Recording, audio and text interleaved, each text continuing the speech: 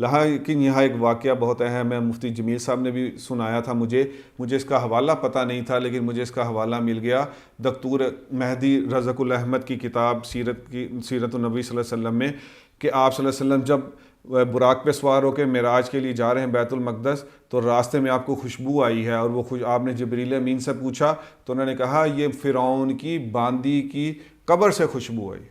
اور اس نے کیا کیا تھا کہ اس نے اس کی بیٹی کو کنگا کرتے ہوئے، کنگا گرا، بسم اللہ پڑھ کے اٹھایا، اور اس کی بیٹی نے فرعون کو بتا دیا کہ یہ موسیٰ کے رب پہ ایمان لاتی ہے۔ انہوں نے اس کے 2 بچوں کو لا کر اور ایک بہت بڑی دیگ، اس میں تیل جلتا ہوا، فل جلتا ہوا تیل، اور اس کا بیٹے کو پھینکا اور کہا کہ مجھ پہ اپنے ایمان سے پھر جا، ورنہ تیرے یہ بچے جیسا تیرا حال ہوگا جو تیرا شیرخوار بچہ تھا۔ تو روایت میں آتا ہے کہ اس کے بچے نے